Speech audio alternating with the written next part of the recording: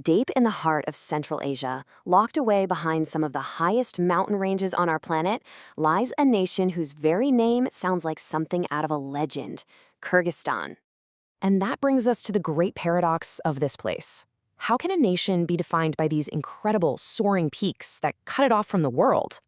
And yet, at the exact same time, be a place that for centuries has been a crossroads for empires, for ideas, and for trade. It's a riddle, really, one that's written right into the landscape itself. So if you really want to understand Kyrgyzstan, you've got to start with two things: its foundational myths and its just staggering geography. And as you'll see, they're pretty much two sides of the same coin. Let's start with the name, Kyrgyz. It's believed to mean 40 tribes. Now, that comes from this epic story of a legendary hero, a warrior named Manas, who is said to have forged a nation by uniting 40 different scattered clans. And that idea, creating unity from diversity, is the absolute bedrock of their national identity. And you can see how that identity was literally forged in this landscape.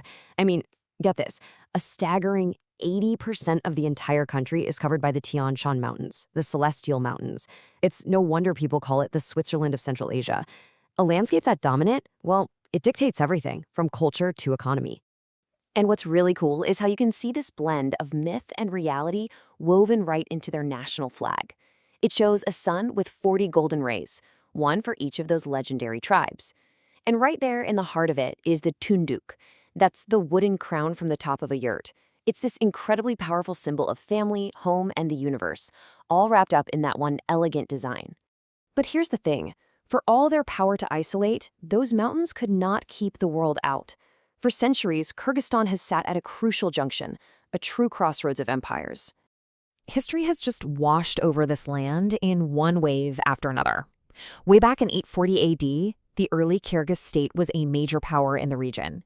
Then, in the 13th century, they were absorbed into the vast Mongol Empire. Fast forward to 1876, and the Russian Empire formally annexes the territory.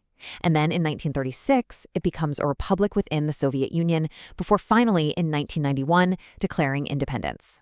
But that legacy from the Soviet period, it's really complex. You'd think independence would be celebrated by everyone, right? Well, check this out. A 2013 Gallup poll found something surprising. A majority, 62%, felt that the collapse of the USSR had actually harmed their country. It just speaks to how deep those economic and social ties were and how wrenching it was when they were suddenly severed. And yet, through all of those upheavals, a unique cultural core has managed to survive, something you could call the enduring nomadic soul of the Kyrgyz people. At the very heart of that soul is the yurt. Now, this is so much more than just a portable tent. It's seen as a microcosm of the entire universe, a symbol of family, and the center of a pastoralist lifestyle that's still alive today, with families moving their herds up to high mountain pastures or Jelu every summer. And holding all that cultural memory together is the Epic of Manas. I mean, this is one of the longest epic poems in the entire world. It was traditionally passed down orally by special storytellers called Manasji. It's not just a story. It's the historical and spiritual DNA of the nation. And that spirit is totally alive in their traditions, especially those involving horses. Take the game of Kais Komai, which means the chase. A man on horseback chases a woman to try and win a kiss. But if he fails to catch her, the roles reverse. She chases him, and she gets to whip him with her riding crop, her kemchi, as he flees. It perfectly captures their incredible horsemanship and, well, a fiery, spirited culture. Today, the country's population really reflects that history as a crossroads.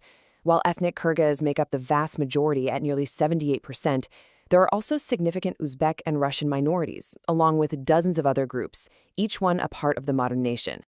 So, this brings us to the modern era, and the often turbulent journey of independent Kyrgyzstan as it tries to forge its own path in the 21st century. And it has definitely not been an easy road. Economically, the nation is still facing some major hurdles. To put that in perspective, the 2023 Human Development Index ranked Kyrgyzstan 117th in the world, well below the average. That's a pretty stark look at the real challenges people face in income, health, and education. This economic strain has often been mirrored by political instability. the country has seen not one, not two, but three presidents ousted by popular uprisings just since 2005. You had the Tulip Revolution, another one in 2010, and again in 2020. It's this recurring pattern of public discontent just boiling over. So this leads to a central question for Kyrgyzstan. Is it that island of democracy in Central Asia, as it was once hopefully called? Or is it a nation still struggling to find a stable political identity after centuries of external rule and decades of internal turmoil? So let's just pull back for a moment. When we tie all these threads together, the mountains, the myths, the modern struggles, what's the final picture that emerges? I think ultimately it's a land of profound paradox, a nation geographically walled off from the world, yet historically shaped by it. A country that holds its ancient nomadic traditions so close, and yet as an independent state, it's one of the youngest on the planet. And so, the question for this mountain nation is still hanging in the air. After centuries of being a crossroads for others, which path will it take to finally lead itself home?